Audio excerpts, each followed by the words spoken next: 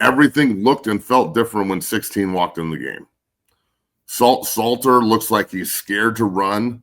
He wants to prove he's a pocket quarterback, but he can't do it. He airmails balls.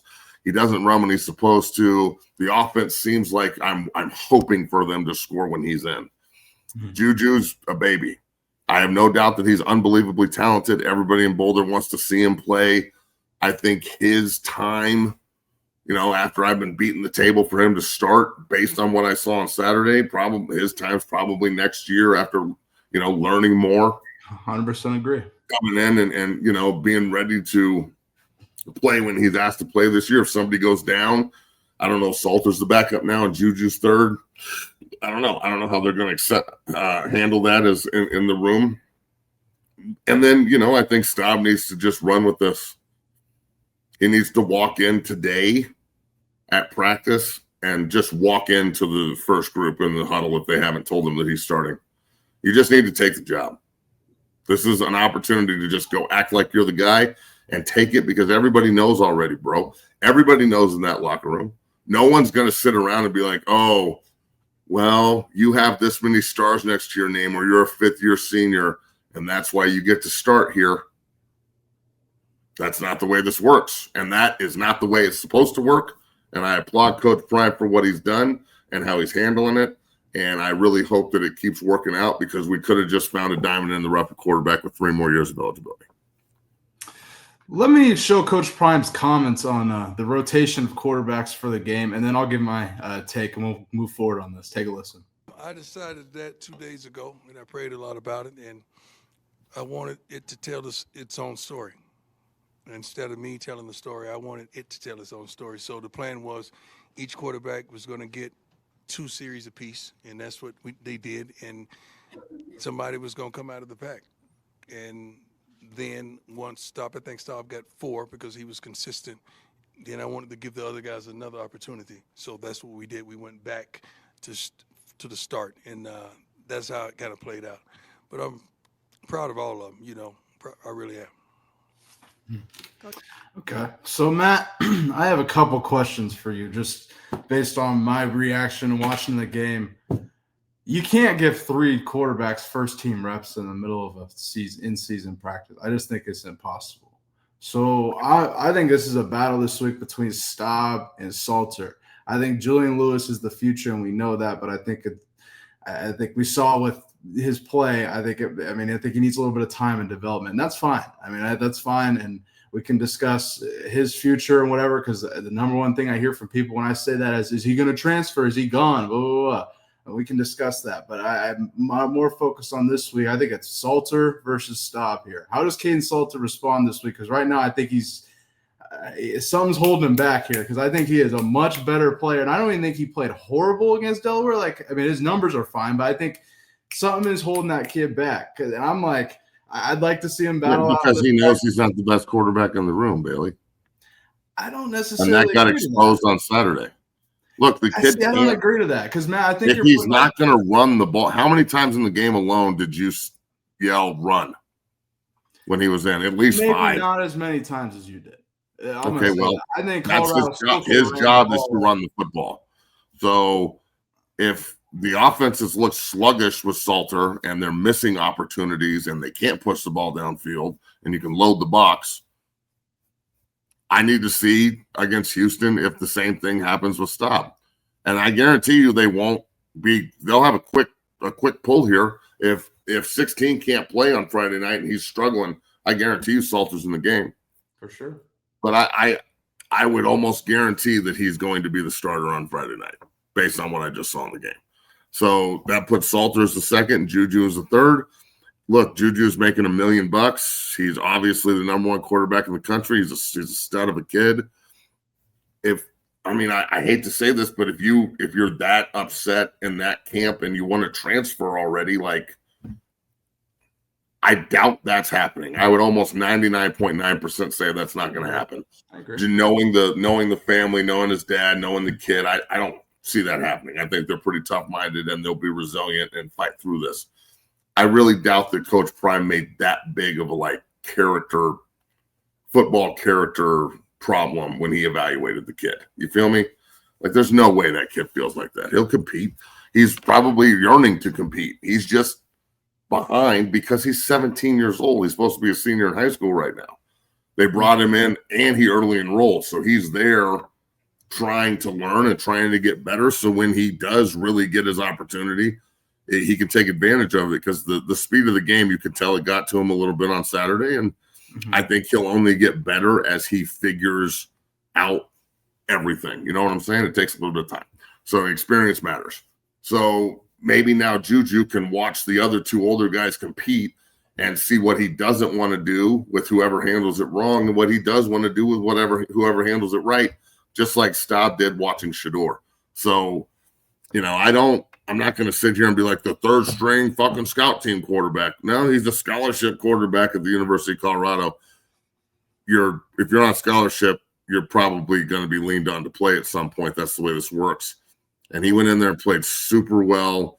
From what I'm hearing in the comments and from the Buffalo community, he was, and I don't know if this is true because people like to just talk shit, that he's changing the calls. Like, bro, come on. I mean, everybody's fucking. I think he made one audible on a route, and that's what they're saying. He said in a press conference, he told Sincere Brown to go on the sideline. I see what they're talking about there. So, but isn't that the quarterback's job to do bingo, that? Bingo, Matt. Thank you. Like, I think. Well, what are we talking about? Like, so if Salter won't do it, and Pat wants him to do it, how is that an issue? Like, that's a good thing. We want our quarterback to do that. I want my quarterback to adjust when he sees something on the sideline that's not working and throw the ball down the field. I don't want him to be scared to throw the ball down the field or scared to make a call or adjustment, which obviously Salter's not doing. See, I have an actual question for you. Do you think, because you reacted the same way I did the minute the bubble screen started in the second drive? Like, I think you probably reacted the exact same way I did. It almost felt like they didn't even lean into the run game until they had Staub. Like, I'm pulling for Salter here, and the fact that he is getting ragged, and I'm like, the offense looked so different with Staub, in my opinion. I just felt like they really leaned into the run game. Why does Simeon Price only have 9 carries, by the way? That is the other thing I wanted to ask you. Were you really satisfied with the run game in this game? Because personally, I was like, this is the game where Colorado finds their offensive identity, and I don't see it. That's just me. I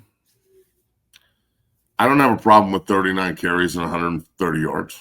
I mean, the average is a little low. I would have liked to see them hit bigger plays. Delaware played them pretty hard. I don't know. I didn't think the offensive line played all that great as a whole. I mean, they gave up a ton of pressures and couldn't handle double mug mics, and like the drop blitzes off the double mug got us a couple of times. I didn't think that we were really moving people off the spot, having a 50-pound advantage each man the way we should have been. But there's 40 carries there, and most of Salter's carries were design runs for him. He only had a couple of scrambles. He scored on a scramble. So I'm not saying the kid can't play, bro. And I wouldn't be, if he starts on Friday night, cool. But I know that Coach Prime's going to have a quick fucking pull. If he doesn't like what's happening and what he sees, Staub's going in the game. Yeah. So, and if Staub goes in there and plays well, I guarantee you he's not coming out. Because what did I say all last week, bro? I mean, this is real. Coach Prime doesn't want to play 40 carry, smash mouth, 3.5 yards of carry football. Coach Prime wants to throw the ball down the field and score quick and get up and keep doing it. He wants to annihilate you through the air and make sure that that's what the game plan is. So the guy that can do both, the guy that can hand the ball off and keep the offense running on the ground and also attack people through the air, which is, I'm not saying the other two can't. I'm going based on what I've seen through 2 games. All I can do is evaluate the film. I have no say on who plays or what plays they call. Okay. Yeah. So, it's the timing's better with Staub. The ball placement's better with Staub. The protection seems to be better because I don't know if he's changing protection or whatever. I don't know. I don't know why things look smoother with 16 than they do the other 2. So maybe the Wyoming game is another I can't imagine Houston, the first conference game on the road, the importance of that game. We can't go down there and guess and try and like use it as an opportunity to learn and get better. We need to go fucking win, and I don't care how. I don't give a shit who plays. Win the fucking game. You're better than Houston. Go win the game. And it'll only help with recruiting. Coach Prime runs Texas. Like, this is his stomping ground. Go take the game. But against Wyoming, I mean, shit, Wyoming's a bad football team. They're rebuilding up there. They're trying to get better. They're coming to Boulder. You'd have to look at them like Delaware and go whip that ass. You know what I'm saying? And go play all three quarterbacks again and see who's playing well going into the BYU game. But again, I want there to be some consistency too, and I want the ones to work with the ones and get us, like, take the Houston and Wyoming game to just play one guy and let them get comfortable. But that's not reality in Boulder right now. So I guess everybody needs to get comfortable being uncomfortable in the situation. That goes for the players, the parents, the coaches, everybody in the room. Just like I said earlier, Coach Prime said it in a meeting. If you don't like the way things are going and you think you made a mistake, hit the transfer portal. Bingo. Yeah. I mean, he's the one saying it, not me. So, I mean, I know that video is there somewhere, so maybe people need to see it, but that is the damn truth. Take a listen, finish our takes, and move forward. Play on stars. I don't give a darn about a 4 or 5 or 6. You know, you're happy to attain those guys, but those guys ain't free. They cost. Okay? And when you have a guy that works their butt off like a Charlie or Ben that was a walk-on that earned it, you reward them. Or Staub that worked his butt off and understand who we are, what we want from that position. He earned it. So you want to reward them with an opportunity. I think that strengthens your team. That strengthens who that you say that you are with the coaching staff. And other guys from around the country say, oh, my God, they played the guy that was on the third string quarterback, and guess what? He balled out so much the whole student section was chanting his name. Stop it. Like I said, you got to be kidding me. Stop it, chanting your darn name back there. So that's a blessing for me because I really take a liking to those young men. See, I think Ryan's. Let me make this very clear because I gotta give some pushback here, and like, I'll be honest with you. I think going into Houston, Colorado needs to go with their gut here. Unless they have a major quarterback evaluation problem and had no idea Staub was good. Is Staub not balling in practice then or something? Like, this is the other thing. Did we not recognize this 3 months ago? Or no, they didn't. Coach Prem literally said he had a dream about it and woke up. Okay. And that's, bro, hold on. Hold on. That's neither. How is that a concern? He went with his gut. Okay. You just said they got to go with their gut. He woke up and went with his gut. Now, I'm not going to sit here and criticize it or contradict it. I'm not a man of faith. I don't pray about shit. Maybe I need to, because he prayed about it, woke up, and was like, you know what? I'm going to play Martin Luther Staub. MLS was born. So yeah. Coach Prime is going with his gut. He went with his gut on Saturday. I bet you he does the same thing on Friday night. He has a feeling on who he wants to play. I think that he's frustrated with Salter's offense. And I think that he, behind closed doors, I think he sits there and goes, this kid's a fifth-year senior. He's been through so many battles, but he can't seem to pick up exactly what we're trying to lay down. And he's going out there and playing, like RG3's dumbass said this 100 times in the broadcast. Oh, by the way, just don't play quarterback, just play football. But I agree with him. Like, bro, or just play quarterback, play football, or however he was saying it. Like, I need the quarterback that can play football, not the football player that's playing quarterback, or however you want to say it. That I don't think Salter did anything to lose the job, but I think Staub did everything to win the job, if that makes sense. So I don't know why he didn't get opportunities in practice. Again, that's irrelevant. Like, camp's been over for 3 weeks. So now the competition base is whatever Coach Prime says it is. So he wanted to see something, and obviously he saw it, and I think he's getting behind his guy. And knowing Coach Prime and how he operates, he thinks he's right, and he's going to roll with it, and he damn well might be. Sure. I agree with you that I don't think Salter did anything to lose the job. I also don't think that, and maybe I'm not as reactive as other people on this. I think Salter's or Staub, if we're gonna say here, I don't think he's the starter yet. I think he's got to go earn it and beat out Salter this week, and they'll decide in practice ultimately. I don't think that just perform because I mean Staub threw 10 passes, man. Like I'm not gonna sit here and like. I'm trying to be fair here and a fair reaction. I think ultimately practice will determine who. Well, because I think there's a lot of social media overreaction in this. I think. Well, yeah, but again, let's be real. Social media means dick. Well, that's my Not point. one I'm person trying to be on given social honest media, take our here. opinions, social media's opinion, the parents' opinion, the fucking people in the stands' opinion. They don't mean. To be completely honest with you, it doesn't seem like the assistant coach's opinions mean shit on who's going to play either. This is strictly what Coach Prime thinks, and he's rolling Why with it. bring in Byron Leftwich, Matt? Well, who says Byron Leftwich didn't have anything to do with this? Well, you just said his assistants aren't saying nothing to him. You said it seems like. I didn't say that absolutely. Well, yeah. I think Coach Prime is the end all be all. He's the one that makes the decisions on who's going to play the position. Bringing in Byron Leftwich is just more knowledge in the room. This is kind of my point. Salter had the keys with all these knowledge and all these guys, and they're still looking to replace him. Sure. I'm not going to say Salter. I think Ryan Staub saved the day. I think he saved the day for Colorado. I think they would have won handily without him playing at all, to be honest with you. But they could not. God damn, if they lose to Delaware, like we would be having it wouldn't be happening. But look, you said fair, and I just want to reiterate this again. I don't believe that that's a word that needs to be used in competition. Well, that's not like. Okay. Let me. There's no such thing as fair competition. Like.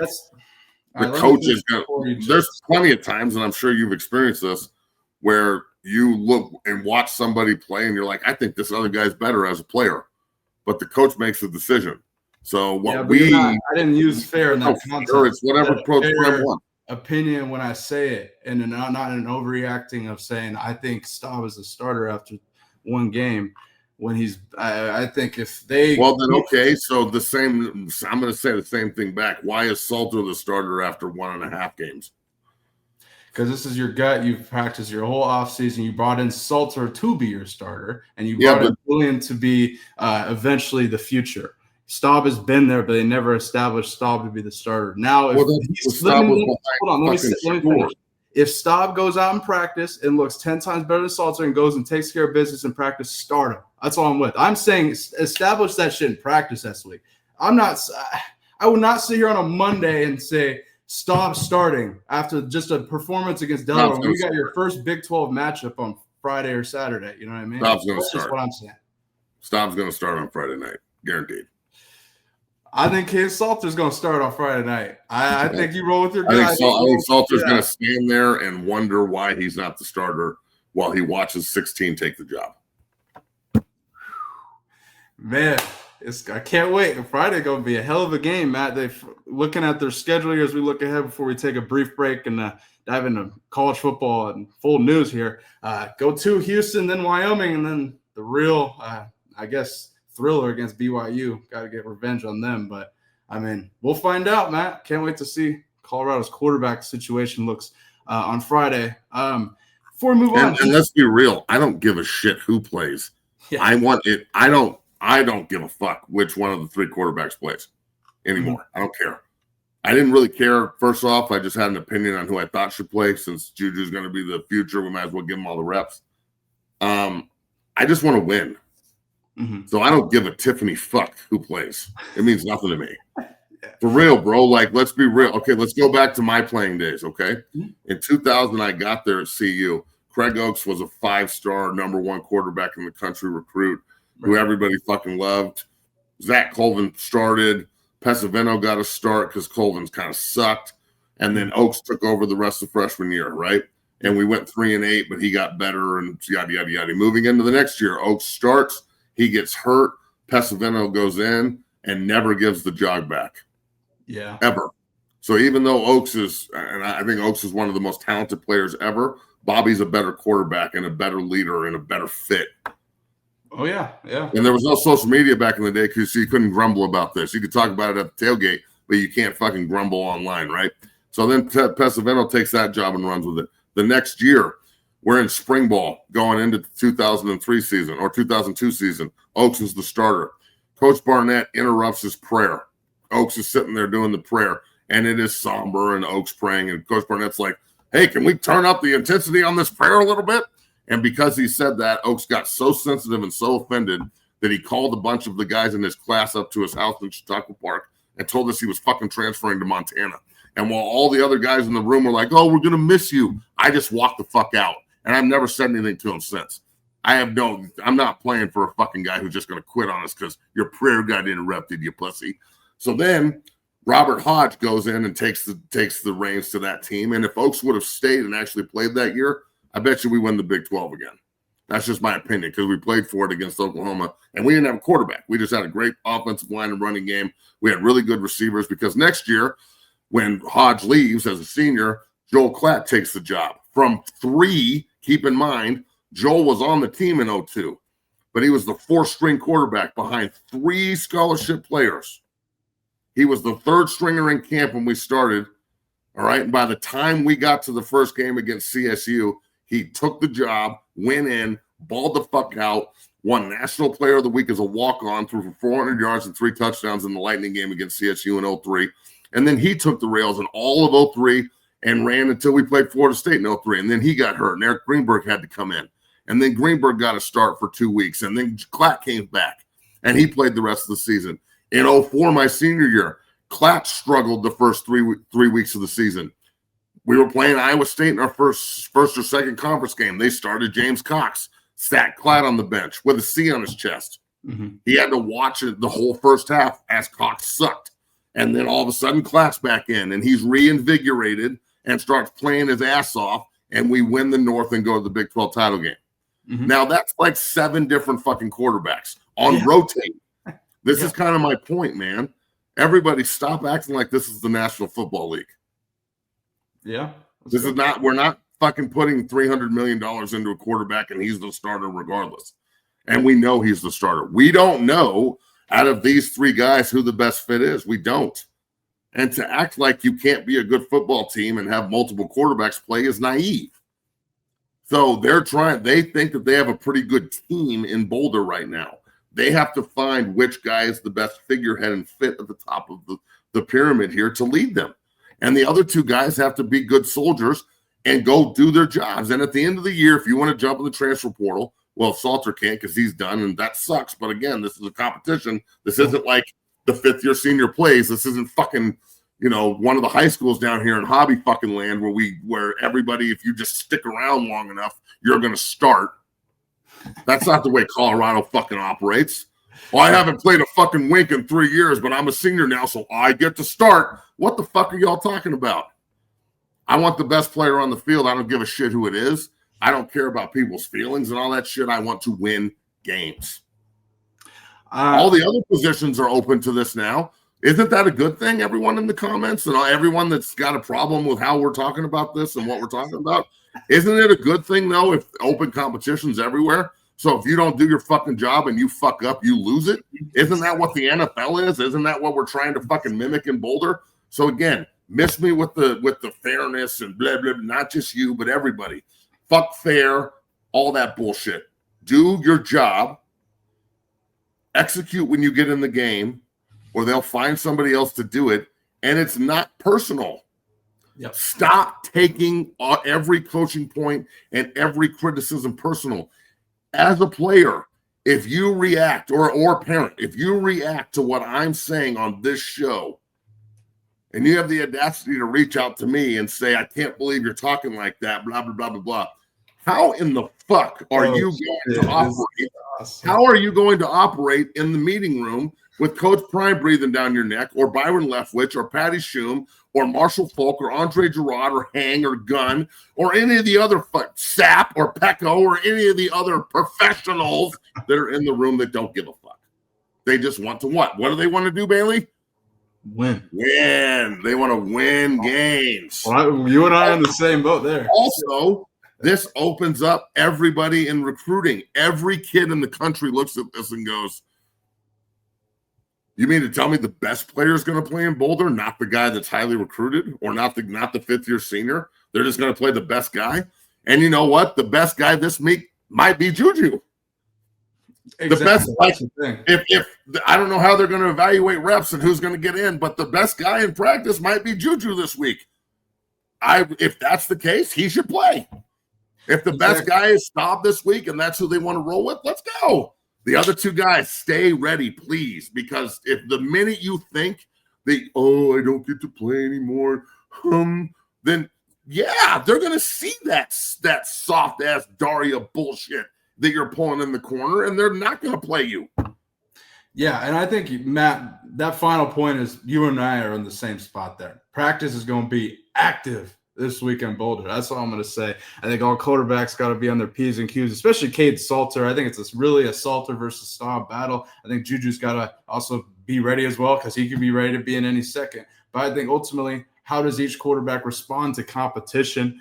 I mean, that's really the biggest question of that because ultimately the goal is winning. And we're going to find out on Friday at Houston who rolls out a quarterback. Matt,